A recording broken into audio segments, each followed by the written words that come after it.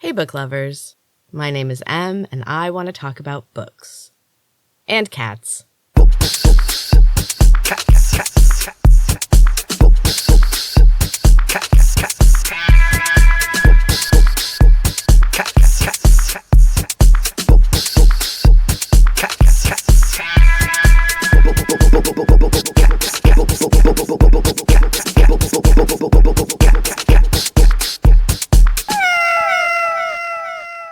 Happy October, book lovers! This is my absolute favorite month of the year. It's sweatshirt weather, and lately I've been rocking my favorite bright yellow hoodie from Nature Head Co. It says nature is dope. I love it. I think bright yellow is my new favorite color. Anyway, if you want to check out all of their cute, super comfy clothes, there is a link in the show notes, and if you use code FRAP, you get 15% off, which is pretty great. Plus, you're supporting a small, Black-owned, women-run business, so you can't go wrong. Anyway, October is also the month of gorgeous foliage here in Vermont. It is so beautiful. I usually feel like I'm living in a postcard because I live in such a pretty place, but this time of year, that is especially true. I take a lot of drives during the fall because the trees are just so pretty and they change every day. Anyway, my plan for October was to read scary books only, but then I started this audiobook and I was completely hooked. And honestly, this book is scary. It's scarier than horror books because it's a true story, and it's about addiction. And addiction is terrifying. The opioid crisis in the United States is out of control, and this is just a very small taste of that world. So, yeah, I think it fits the scary book theme. Anyway, today I am talking about High Achiever by Tiffany Jenkins. So this book was so much more than I thought it was going to be. Honestly, I didn't read what it was about. I just assumed that it would be kind of a comedic memoir because I only knew of Tiffany Jenkins from her YouTube videos, Juggling the Jenkins, which are pretty funny. I especially love the ones where her brain is having a meeting and she embodies like her anxiety and her depression and procrastination, etc., etc. They're just so relatable and funny. The book is not funny. As I said, it's scary. There are definitely a few funny moments, but it is really just a fascinating look at the life of an addict. She had a bad addiction to pills, and she also lived with a cop. Well, this got real interesting real fast. She is an excellent writer, and she's very honest. She doesn't pull a lot of punches, and she definitely does not sugarcoat her own experience to make herself look better. She also has an excellent voice. I listened to this book on Audible, and she read it. And it was really, honestly, I think it was the way to go because you get to hear her tell her story, and, I mean, the emotion is there. So, like I said, this is a very honest depiction of her addiction, and it also involves her time in prison, and it's just really an intriguing tale of struggle and recovery. The book was surprising and moving, and it left me in tears more than once. The end is just beautiful and hopeful. It's wonderful. It's a wonderful read. So, some spoilers ahead, but honestly, even if you listen to this episode, you should read the book anyway. Fantastic. And I'm not going to get into all of the details. So she was dating a cop when she fell back into her addiction. She had already been through recovery once, and she hid it from him for a really long time, like a surprisingly long time, considering, I don't know, that he's a cop and that all of his friends were cops, and she was just like hanging out with them high out of her mind. As things got more demanding, she ends up getting into debt with a drug dealer for about $7,000 because she did the drugs instead of selling them. She ends up stealing from her boyfriend's parents, and then she steals and sells her cop boyfriend's guns to another drug dealer. That's when she goes to prison. And in prison, she's treated even worse than most inmates because she once knew all of the cops. And everyone that works in the prison knows that she has put a cop's guns into the hands of a ruthless drug dealer. The inmates think she's a narc, So she's kind of screwed both ways. The girlfriend of the drug dealer that she sold the guns to is currently in jail with her, and she gives her a hard time. One of her fights with that girl is one of the funny parts of the book, where she retaliates by hitting the girl over and over with a pillow in jail. Like, it's the weirdest prison fight I've ever heard of. And kind of a nice, moment of levity in a pretty intense story. On top of all that, she is dealing with withdrawals, as well as suicide attempts. And the way that she writes about them is jarring and brutal. She writes honestly and without reservation, and it is intense. Things improve for her slightly, but then she ends up going to solitary because someone sent her a note. And she is definitely abused by the guards. They don't bring her a blanket or a toothbrush. And she gets lucky because one of the guards catches her trying to break her own arm so she can get out of solitary. And he realizes that they are abusing their power over her and gets her released earlier to Gen Pop, just released from solitary. She is released soon after that to a rehab, and she kind of lucks out because she meets a woman from a specific rehab, and she takes an interest in her, and they make sure that she ends up going there and not to a much worse facility that is basically just another prison, which is where they're trying to send her because, everyone hates her. I'm not laughing because it's funny. It's just uncomfortable. The disdain for addicts is upsettingly real. There's even a moment when she goes on a ride along with her boyfriend and she sees him and his buddies laughing while they're checking on an overdose victim. They're laughing because the dead man is wearing a shirt that says, "Shit happens." What the fuck? He justifies it to her because it's such a heavy job, he has to find levity somewhere, which I kind of understand, but it still just feels cruel. I really think this book is important. Many people blow off junkies because they're supposedly terrible people. And yes, they make really bad choices and they do hurt people. But there are reasons behind the actions. Something got them started. They have some pain that they needed to suffocate. And then they're trapped. You don't get out of that stuff unless you're real lucky or real determined. I think we're only now beginning to recognize the severe dangers of opioids. Honestly, I hate them. I had them when I had my wisdom teeth pulled, and I only took them for 2 days because I just couldn't deal with feeling like I was outside my body. But if you were suffering from a great pain and you weren't as hard-headed and stubborn as me, I could see how it'd be easy to just take those and just fade away. Later, when I had to have thyroid surgery, I refused them completely and just took Advil. It's fine. I can deal with a little pain.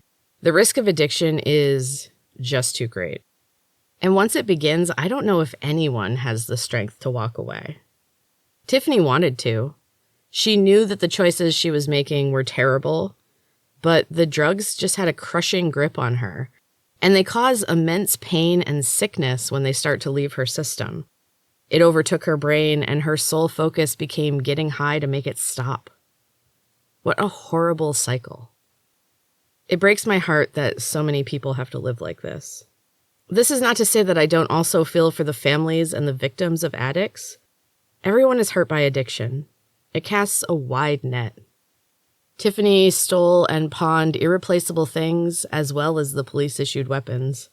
She lied to everyone in her life over and over again. Her descriptions of Elliot, her cop boyfriend, were heartbreaking because he was a good man. He thought he was building a life with a woman that he loved, but he didn't really know her at all.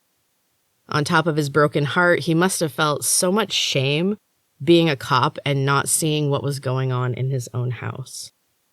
No one wins. There is a glimmer of hope in the end. Tiffany made it. She healed and she got her life back. She met a man who knows everything about her and loves her. They have a family. And it makes me happy to know that she is healthy and creating a happy life and positive content for others. Plus, she goes and speaks to groups of addicts in recovery. She's making a positive impact on the world now. Redemption is always possible. It just might take a lot of work. I highly recommend this book. I loved the audiobook. Like I said, it was really nice to hear her telling her story with the emotion just right there in her voice. But either way, book or audiobook, check out High Achiever by Tiffany Jenkins. It is so, so good. And now we're going to take a quick break, and then I will be back to talk about a TV show made from a book that we've already discussed. Hey, book lovers. So my language journey is ongoing. I am up to day 432 of my Duolingo streak, which is pretty good. I'm feeling much more confident in my ability to read German, which has been greatly improved by the books from Prismatext. With Prismatext, you can get tons of great books that are written in English, but they have words and phrases of your chosen language worked right in. If you don't understand them, you can click on the words and it will give you the meaning, and they repeat the same words, which is super helpful. They offer books in a bunch of languages, including Portuguese, German, Spanish, French. They're just the best. Check out the link in the show notes and use the code BOOKSandCats for 30% off your order. That's books, the letter N, cats, for 30% off. You can get a single book or check out their bundles. Become bilingual and show your love for the podcast with Prismatext. Welcome back, book lovers. So today I wanted to do something a little different, and I want to discuss a show that is on Hulu that is based on a book that I covered in episode 39, and that is 9 Perfect Strangers by Lianne Moriarty. She also wrote Big Little Lies, which is another Nicole Kidman show. Something about Nicole Kidman must fit this woman's aesthetic, because she is the main character, Masha, in this show as well. I really loved this book. I loved the characters, and I was intrigued by the casting of this show. Like I said, Nicole Kidman is the main character, but it also has Melissa McCarthy, and I love her. So this definitely had my attention. Plus, it's a very intense book, and I was extremely interested to see how they would handle it in show form. And it was fantastic, if I'm going to be honest. It is 8 episodes. Each episode is about 40 minutes long. I will say the one thing that drove me nuts was the introduction is like 2 minutes long. So I just skipped through it, but that's a lot. Like, let's speed it up a little bit. Anyway, I think the main thing about this show was the visuals. They filmed in absolutely gorgeous locations. The trees were amazing. Just everything was amazing. They would find waterfalls and just gorgeous. So we have 2 different stories kind of going on. Well, we have a bunch of stories from all of the different patients. They are all there because they have extreme trauma, and they have been hand-selected by Masha for her special treatment, a new protocol, as she keeps calling it, which essentially, spoilers, is just dosing them with psilocybin. Magic mushrooms. And then it ramps up from there. It gets real interesting. But we also have the story of Masha and her painful backstory, and also the mystery of who is sending her threatening text messages. Masha's the only one allowed to have a phone in this 10-day retreat. The clients all have their phones taken away. They can't post about it on social media. They have to sign an NDA. They have to drink daily smoothies. They're not allowed to bring in any outside food or alcohol or anything. They also have to give blood every few days, which seems a little extreme. And that gets ramped up too. The whole thing just ramps up real fast. But the idea is that she mixes and matches her guests like a cocktail. So they've all been chosen for a reason, and those slowly come out over the first few episodes. The characters are all really great. They're really complex. The actors are fantastic. It's so well cast. It's such a good show. They also call Masha their own mystical Eastern Bloc unicorn at one point, and I love that. What a great description. I will say that if you are struggling with suicidal ideation or any kind of mental health, you want to proceed with caution with this one because it is intense. so intense. It brings up a lot of emotions. Just they're all suffering so much, and it's so well acted. You just really feel it all. I have to say, Melissa McCarthy's character, Frances, is by far my favorite, and she's kind of like the secondary main character after Masha. Melissa McCarthy is just so good. She's such a good actress. She has such range. Like, she can make things kind of funny, but then she also has these really emotional parts, and just, she also has, like, a romance story. It's just, she's so good. She was my favorite by far. Another person that I was super psyched to see in this cast, I now can't remember his name, but he played Jason on A Good Place, and I adored his character on that show. And his character on this is really great, too. It has the same, like, kind of sweetness and sensitivity, but there's more darkness there, and also, like he knows that things are going wrong, but he's still kind of going along with it. Like, it's just really well acted. He is such a good actor. And the other really big focus is a family of 3, the parents and their 20-year-old daughter. And they are all grieving the death of their son, the daughter's twin brother. It's right before their 21st birthday. And none of them have really dealt with the pain, and they are all blaming themselves in their own way.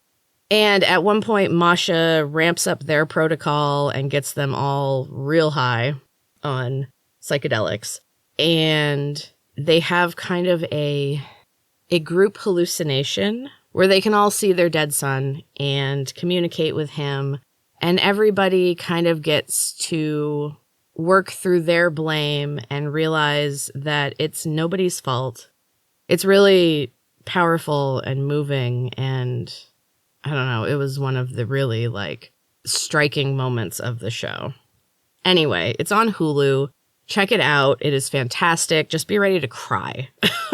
Because I cried through the whole damn thing.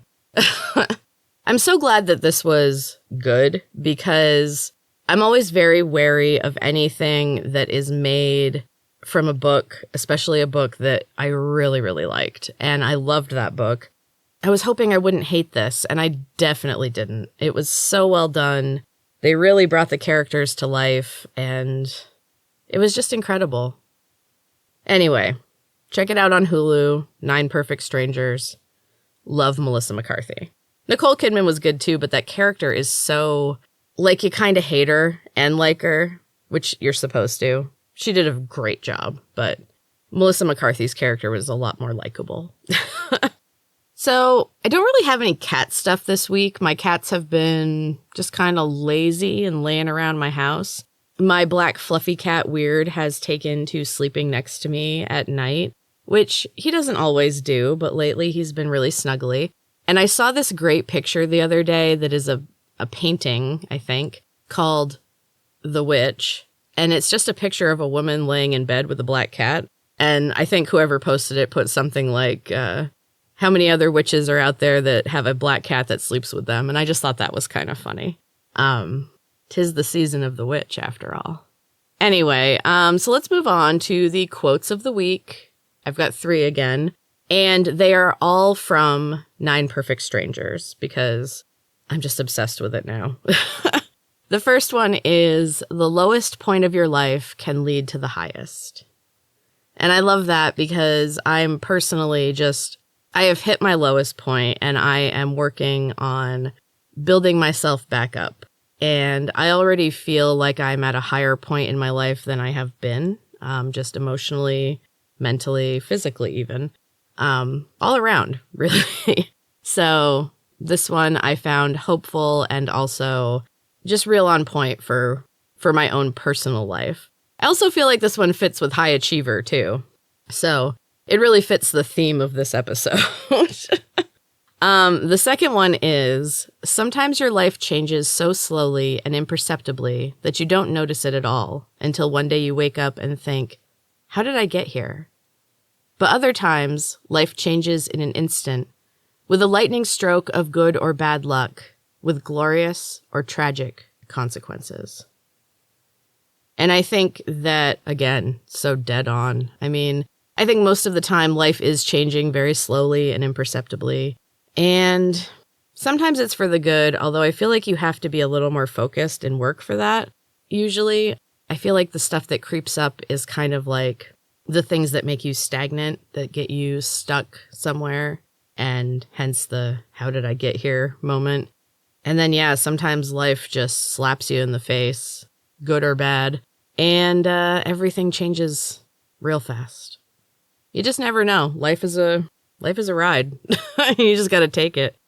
And then finally, this last one, women and their bodies, the most abusive and toxic of relationships.